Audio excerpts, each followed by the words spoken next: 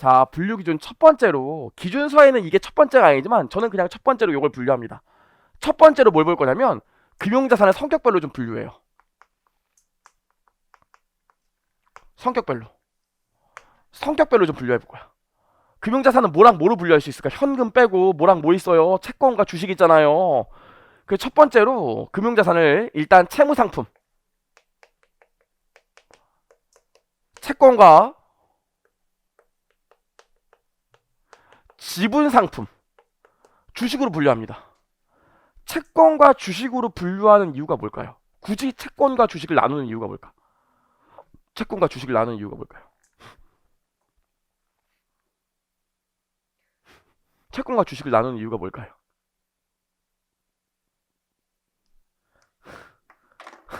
채권과 주식을 나누는 이유가 뭘까요? 아, 뭐긴 뭐예요, 여러분. 우리 지금 배웠잖아요. 채권은 정해진 현금 흐름이 있다니까. 정해진 현금 흐름이 있잖아. 만기 있고, 액면 금액 있고, 액면 이자 있잖아. 정해진 현금 흐름이 있다고요. 거기다 채권을 내가 취득하는 이유는 뭡니까? 돈 받기 위해서예요. 계약상 이 정해진 현금 흐름을 받기 위해서라고요. 하지만 지분 상품은 어때? 지분 상품, 주식은 주식에 정해진 현금 흐름이 어디 있어요? 정해진 현금 흐름이 없지. 내가 이거 주식 사면 언제 얼마 벌고 언제 얼마 벌고 이럴 거 알아요? 모르지. 모르니까 우리가 존버하는 거 아니겠어? 그렇죠? 주식은 정해진 현금 흐름이 없어. 거기다 채무 상품은 이 채권에 나와 있는 계약상 현금 흐름을 받겠다는 거지만 얘는 이 기업의 지분을 취득하는 거라고요. 두 개의 성격이 다르지? 그쵸? 그래서 우리 교재 11페이지 보면 참고로 성격설 분류가 나와 있는데 성격에 따른 분류가 나와 있는데 투자 지분 상품을 보면 뭐라고 나와 있습니까? 다른 회사의 순자산에 대한 소유권을 나타내는 지분 상품인 주식에 대한 투자와 일정 금액으로 소유 지분을 취득할 수 있는 권리를 나타내는 지분 상품이다 나와 있고요. 투자 세무 상품 뭐라고 나와 있어요? 투자에 대해서 금전을 청구할 수 있는 그 권리를 표시하는 상품이다 이렇게 나와 있죠. 근데 이렇게 읽으면 와닿지가 않는다고. 그래서 뭐라고 생각하면 돼? 이 지분 상품은 정해진 현금 흐름이 없지만 채무 상품은 정해진 현금 흐름이 있다. 이렇게 좀 구분해 주시면 좋을 것 같아요. 좋아요. 괜찮죠? 여기까지. 그래서 일단 채권과 주식으로 나눠서 분리를 합니다. 여기까지 괜찮죠? 어렵지 않잖아? 그럼 이제 2단계로 뭘 분류하냐면 2단계로 계약상 현금 흐름 특성에 따라 분류해요. 계약상 현금 흐름 특성에 따라 분류해. 말이 어렵지? 이걸 실무에서 뭐라고 그러냐면 SPPI 요건이라고 하거든요. SPP? SPPI 요건이라고 주는데 이 별게 아니야. 변동성이 현금 흐름에 변동성이 있냐 없냐 얘기하는 거예요. 계약상 현금 흐름의 특성을 만족하냐를 뭘 보면 기준서에 이렇게 나와 있어. 계약상 현금 흐름 특성이 만족되고 안 만족되고는 뭐냐면 특정일에 현금 흐름이 원금과 이자, 원리금으로 구성되어 있는지 아니면 특정일에 원리금 이외의 현금 흐름으로 구성되어 있는지 이렇게 얘기하고 있다고요. 이렇게 와닿지가 않아. 특정일에 원금과 이자를 받는 현금 흐름으로 구성되어 있는지 아니면 특정일에 원금과 이자 이외를 받는 현금 흐름으로 구성되어 있는지 이렇게 나와 있는데 와닿지가 않는다고요. 이거의 진짜 뜻이 뭐냐면 현금 흐름의 변동성이 있는지 없는지를 얘기하는 거예요. 현금 흐름의 변동성이 있는지 없는지. 우리가 배웠던 사채 현금 흐름의 변동성이 있어요 없어요? 없지. 정해진 날에 정해진 액면 금액과 액면 이자 받기로 했으니까. 매입 채무 현금 흐름의 변동성이 있어요 없어요? 없지. 근데 그런 채권만 있는 게 아니라 이런 채권이 있다고요. 주가지수 연계형 채권이 있어요. 주가지수 연계형 채권이 뭐냐면 주가지수가 올라가면 그것만큼 액면 이자가 변동해. 주가지수가 떨어지면 그것만큼 액면 이자가 떨어져. 금리 연계형도 있어요. 금리가 올라가면 액면 이자가 올라가. 금리가 떨어지면 액면 이자가 떨어진다고. 이런 것들은 어때? 현금 흐름이 계속 바뀌지. 현금 흐름의 변동성이 있잖아. 그러면 여기 못 들어가고 여기 들어간다고요. 그래서 특정일의 원리금으로 구성되어 있다는 게 계약상 현금 흐름 특성을 만족한다는 게 다른 말로 변동성이 없는 걸 얘기하고요. 얘는 현금 흐름에 변동성이 있는 걸 얘기해요. 괜찮죠? 우리 이것도 있어요. 여러분 후순위 채권이라고 있어요. 후순위 채권. 후순위 채권이 뭐냐면 만약에 이 회사가 망하게 되면 남아있는 자녀 재산 중에서 선순위 채권자가 일단 다 가져가고 그리고 돈이 남으면 그래도 돈이 남으면 후순위 채권자가 가져가는 걸 후순위 채권이라고 그래요. 사람들이 이 채권을 왜 살까? 아니 뭐 안전하게 선순위 채권 사지 왜 후순위 채권 사? 불어나면 나는 돈 뛸 수도 있는데 후순위 채권 사지 왜 선순위 채권 사지 왜 후순위 채권 사냐고요. 후순위 채권은 대신 위험성이 있기 때문에 그만큼 이자율이 높아요. 그래서 사람들이 후순위 채권을 산다고요. 그럼 다만 이 후순위 채권은 계약상 현금흐름 특성을 만족할까 못할까? 후순위 채권 계약상 현금흐름 특성을 만족을 못해. 왜? 왜냐면 만약 이 회사가 부도가 나면 내가 받을 돈은 선순위 채권자가 가져가는 돈 빼고 남아있는 거기 때문에 변동성이 존재한다고요. 이해할 수 있겠습니까? 또 요즘은 이런 채권들도 많아. 하이브리드 채권이라고 해서 채권 여러 개가 뭉쳐져 있는 경우가 되게 많다고요. 여러분 서브프라임 모기지가 왜 피해가 컸는지 알아요? 그럼 우리 오늘 뭐 중급회계 원이니까 또 노는 시간입니다. 또 놀아요. 그냥 노는 시간이에요. 서브프라임 모기지가 왜 피해가 컸는지 알아요? 서브프라임이 도대체 뭐예요? 서브프라임이 서브프라임이 뭐예요? 저신용자 얘기하는 거거든요. 그렇죠? 우리로 얘기하면 제2금융권 이런 거 얘기한다고요. 미국의 금리가 너무 낮으니까 돈 투자할 데가 없으니까 우리나라처럼 부동산 가격이 막 올랐다고요. 근데 은행이 돈을 벌고 이 모든 게 다 금융권의 탐욕 때문에 시작된 건데 은행이 돈을 벌고 싶으니까 이미 돈 빌릴 사람들은 다 빌렸다고. 근데 자꾸 부동산 가격이 오르는 거야. 그러니까 어떻게 하냐면 노숙자 찾아가는 거예요. 아니 왜 여기 길바닥에서 주무세요? 집을 사셔야지. 그럼 노숙자가 뭐라고 그래? 뻑큐 그러겠죠. 내가 지금 거진데 돈을 어떻게 빌려? 빌릴 수 있어요. 저희가 빌려 드립니다. 빌려서 집을 사세요 그런다고요. 그럼 노숙자가 뭐라 그래? 아니 빌려서 집 사면 뭐예요? 저희가 갚을 능력이 안 되는데. 아유 집값이 지금 오르잖아요. 저희한테 빌려서 집을 사시면 집값이 오를 거기 때문에 그럼 나중에 집 팔면 그 돈으로 대출금 다 받을 수 있어요. 일단 대출을 받으세요 그랬다고요. 그래서 저신용자들한테 다 대출을 해줬다고. 그럼 저신용자한테 받을 돈이 생겼죠. 그럼 어떻게? 채권을 쪼개. 그래서 다른 저신용자 채권이랑 또 묶어. 이렇게 묶어. 그리고 요걸 또 쪼개. 그리고 이걸 또 팔아. 또 다른 채권이랑 묶게. 또 쪼개. 이런 식이었다고요. 그래서 여기 그 노숙자 한 명이 파산되면 걔만 파산되는 게 아니라 이거랑 연계해 있는 채권들이 다 휴지 조각이 되니까 도저히 이거 피해 규모를 합산할 수가 없었다고요. 측정할 수가 없었다고. 그래서 문제가 컸던 거거든요. 돌아와서 얘기하면 그런 채권들도 어때? 여러 개 합쳐놨대. 그럼 이런 것들도 현금흐름의 변동성이 있겠죠. 그런 것들은 여기 못 들어가고 여기 들어간다고요. 그 단순히 계약상 현금흐름 특성을 만족한다는 게 특정일의 원금과 이자로 구성되어 있다 이렇게만 생각하지 마시고 현금흐름의 변동성이 없어야 된다 그 소리예요. 현금흐름의 변동성이 있으면 여기로 가야 된다고. 이해하실 수 있겠죠? 무슨 얘기인지. 어렵지 않지? 이게 뭐가 어려워? 그럼 지분 상품은 계약상 현금흐름 특성을 보면 어디로 갈까? 얘는 이걸로 갈까? 이걸로 갈까? 지분 상품은 처음부터 정해진 현금 흐름이 없다며. 여길로 어떻게 가? 그래서 지분 상품도 특정일에 원리금 이외로 구성이 되겠죠. 왜냐면 지분 상품 자체가 현금 흐름의 변동성이 있으니까. 이해할 수 있겠죠. 여기까지. 그럼 가만히 보면 이거 두 개의 특징이 뭐야? 얘네들의 특징이 뭡니까? 얘네들의 특징이 뭐야?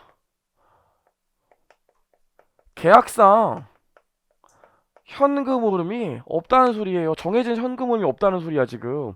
얘네 두 개는 그쵸? 정해진 현금 흐름이 없다는 소리라고요. 이 조금 어려운 얘기인데 우리가 유형자산 배웠었지. 유형자산에서 손상을 배웠어요. 손상의 특징 두 가지가 뭡니까?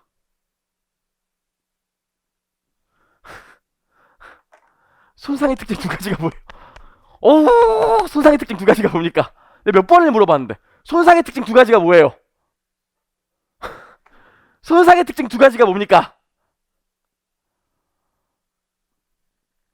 손상은 두 가지 특징이 있었지. 미래에 받을 돈이 줄어든다는 거예요. 미래에 받을 돈이 줄어들기 때문에 지금은 즉시 단기 손익에 반영한다는 게 손상의 특징이라고요. 손상의 두 가지 특징 뭐? 미래에 받을 돈이 줄어들기 때문에 그 즉시 단기 손익에 반영한다는 거야. 그럼 얘네들은 손상을 인식할 수 있을까 없을까?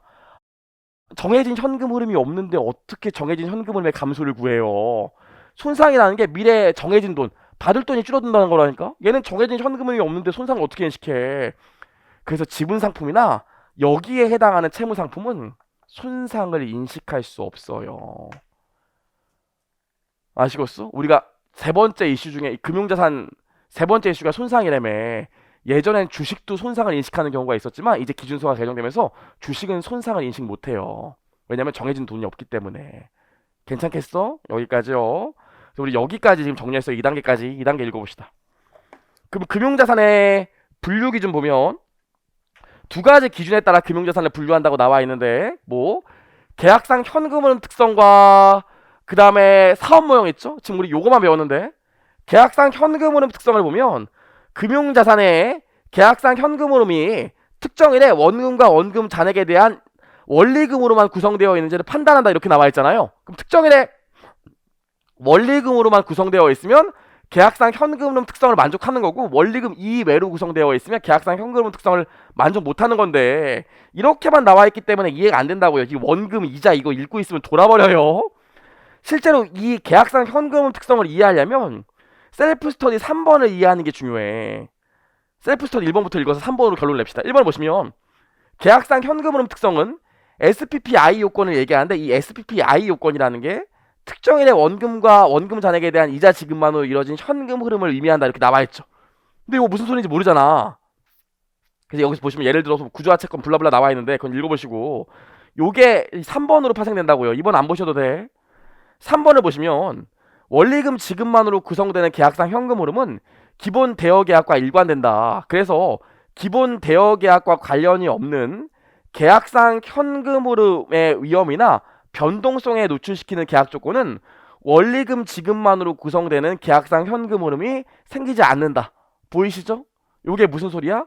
현금 흐름에 변동성이 있으면 계약상 현금 흐름 특성을 만족 안 한다는 소리예요. 이해할 수 있겠지? 여기까지. 좋아요. 여기까지 봤습니다. 그럼 이제 그 다음으로 가시죠. 그럼 여기까지 분류하고 나면 2단계로 여기까지 분류하면 이제 3단계로 가. 3단계는 뭐냐면 금융자산을 사업 모형에 따라 분류한다고. 그럼 이 사업 모형이 뭐냐면 보유 목적을 얘기해요. 보유 목적에 따라 분류를 한다는 거거든요. 괜찮죠? 여기까지는? 봐봐. 내가 회계사인데 세무사인데 거래처로부터 전화가 왔어. 회계사님 세무사님 하하하 저희 뭐 하나 샀어요. 끊을게요. 딱 끊어야겠지만 저희 뭐 하나 샀어요. 그럼 뭐겠지? 뭐 사셨는데요? 채권 샀어요. 그럼 뭐 물어봐야 돼? 현금 흐름에 변동성이 있나 없나 봐야겠지. 변동성이 없는 경우도 있고 변동성이 있는 경우도 있을 거예요. 요 경우에 그 다음에 물어보는 게 뭐라고? 왜 사셨는데요를 물어본다고요. 왜 사셨는데? 왜 샀어요? 왜 사셨는데요? 물어보면 첫 번째 뭐라고 그래? 계약상 현금 흐름을 수취할 목적으로 취득하는 경우도 있어요. 아예 그냥 저희 회장님이 채권 하나 사서 요거 만기까지 원금이랑 이자 받재요. 계약상 현금 흐름 수취가 목적일 경우도 있고요. 아 저희 원금이랑 이자 좀 받다가 나중에 채권 가격 오르면 팔려고요. 이런 경우도 있다고요. 계약상 현금 흐름 수취를 목적으로 할 수도 있고, 계약상 현금 흐름 수취 플러스 매도 팔 목적일 수도 있어요. 괜찮죠? 여기까지 당연히 상식적이잖아요. 그럼 봐봐. 얘에서 주의사항이 있는데 계약상 현금으로 수치를 목적으로 한대. 얘는 계약상 현금으로 수치 플러스 매도가 목적이고, 그럼 얘는 매도가 가능할까 안 될까? 요 목적으로 분류했대. 현금으로 수치 목적으로 분류했대. 그럼 얘는 매도가 가능할까 안 할까? 가능해 안 해? 돼요. 예전 기준서에서는 안 됐거든요. 근데 이번 기준서에서는 돼요. 계약상 현금으로 수치를 목적으로만 보유하고 있더라도 매도가 가능합니다. 팔 수가 있어. 그럼 두 번째로 취득할 때부터 매도를 계획하고 있대. 처음 샀을 때부터 이거 때 되면 팔 거래. 그래도 사업 모형이 계약상 현금으로 수치를 목적으로 하는 걸로 분류해도 될까 안 될까? 될까 안 될까? 이걸로 분류할 건데 처음 취득하는 순간부터 팔 목적이 있대. 그래도 이걸로 분류할 수 있을까 없을까? 그것도 돼요. 무슨 말인지 이해하겠어요? 지금 보유 목적이 원금과 이자 받을 목적인데 이렇게 분류하더라도 중간에 팔 수 있고, 이렇게 분류하더라도 처음부터 팔 목적으로 갖고 있더라도 이렇게 분류할 수 있다고요. 그럼 여러분 마음속에 뭐가 스멀스멀 피어오르겠어? 뭐가? 아, 점심 먹으러 가고 싶다 뭐 이런 생각도 들겠지만 나도요. 뭐가 피어오르겠냐? 아니 씨발 그럼 이거 왜 있어? 이런 생각이 들겠죠. 아니 이거 매도 왜 있어? 이런 생각이 들 거 아닙니까? 우리 기준서를 보면 뭐라고 나와 있냐면 너 많이 오해할 수도 있을 것 같아. 여기 매도는 필수적이래. 요거는 일어날 수도 있고 안 일어날 수도 있지만 얘는 미도가 반드시 필수적으로 일어나야 되고, 두 번째로 빈도와 규모가 더 커야 된대. 이런 게 나와 있어요. 어머, 선생님 그럼 빈도와 규모가 더 크다는 게 어느 정도를 말하는데요? 뭐 1년에 한 10번 팔아야 돼요? 최소한 10억 이상은 돼야 돼요? 웃긴 게 요거에 대한 기준은 없어요. 아니 그럼 뭐야, 뭐하러 이렇게 나눠놨어 할 수 있겠죠? 좀 이따 보면 여기까지 하고 나면 이제 분류를 할 거거든요. 분류를 하면 이렇게 만족한 애들은 뭘로 분류하냐면 삼각후 원가 측정 금융자산 AC 금융자산으로 분류하고요. 이렇게 가는 애들은 FV OCI 금융자산으로 분류하거든요. 분류를 보면, 근데 결론부터 얘기할게요. 이렇게 분류하던 당기손익에 미치는 영향이 동일하다고. 그러니까 어차피 이렇게 분류하던 당기손익에 미치는 영향이 똑같아. 그래서 엉성한 거예요. 결국 뭐야, 어차피 당기손익에 미치는 영향이 똑같으니까 네 마음대로 해, 그 소리예요. 이해하실 수 있겠어요? 무슨 얘기인지? 그래서 기준이 이렇게 엉성하다고. 이게 왜 똑같은지는 나중에 얘기할 거예요. 자, 읽어봅시다.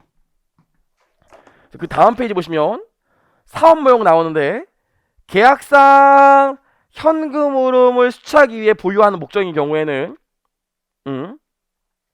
첫 번째 보시면 만기까지 보유할 필요는 없다 나오시죠. 이게 뭐야? 이게 매도할 수 있다는 소리 아니겠어요? 두 번째로 매도가 일어날 것이거나 미래에 일어날 것으로 예상하는 경우에도 사업 모형은 계약상 현금 흐름 수취를 위해서 보유할 수 있다. 이해할 수 있겠지? 이게 처음부터 매도할 목적이더라도 이렇게 분류해도 되고, 이렇게 분류하더라도 팔아도 된다고요. 이해할 수 있겠죠? 밑에 볼게요. 계약상 현금으로 수취 플러스 매도 목적. 자, 얘 보시면 얘 뭐라고 나와 있어? 얘는 매도가 필수적이라고 나와 있죠. 그렇죠? 또한 더 빈번하게 더 많은 금액을 매도해야 된다고 나와 있어요. 그렇죠? 근데 여기 기준서 보면 뭐라고 나와 있어? 매도의 빈도나 매매 금액에 대한 기준은 없어요. 기준서 그런 거 안 써 있다고. 네 마음대로 하라고 그랬어요. 괜찮죠? 여기까지. 이유가 뭐라고? 이렇게 기준이 약간 좀 엉성하다면 엉성한 이유가 뭐라고? 어차피 두 개가 당기순이익에 미치는 영향이 똑같기 때문이에요. 괜찮죠? 여기까지. 날 봐. 그럼 얘는 뭘로 분류할까? 얘는 뭘로 분류할까? 얘는 그냥 기타의 목적이에요. 어차피 계약상 현금으로 수치가 없잖아. 기타의 목적이라고요. 그냥 가장 쉽게 얘기하면 그냥 단기 매매 목적이라고 생각하시면 돼. 여러 가지 매매 목적이 있지만 가장 대표적인 게 단기 매매 목적이라고. 단타칠 목적으로 샀다고. 그럼 단타칠 목적으로 샀기 때문에 얘는 뭘로 분류하냐면 좀 이따 보겠지만 FV PL 금융자산으로 분류합니다. 괜찮죠? 이렇게 분류해요. 자, 봐봐. 그럼 지분 상품은 어떻게 될까? 지분 상품은 주식은 원래 목적이 지금 계약상 현금 수치가 없잖아. 그래서 얘도 뭐 계약상 현금 흐름을 수취하거나 계약상 현금 흐름 수치 플러스 매도 이게 될 수가 없어요. 기분 상품은 그냥 무조건 기타의 목적이야. 가장 대표적인 게 단기 매매고 물론 다른 목적도 있지만 괜찮죠? 그래서 지분 상품은 기본적으로 뭘로만 분류해야 돼? FV, PL 금융자산으로만 분류합니다. 괜찮죠? 그래서 주식은 무조건 FV, PL로 분류하는 게 원칙이에요. 원칙상으로는. 따라오시죠. 좋아요.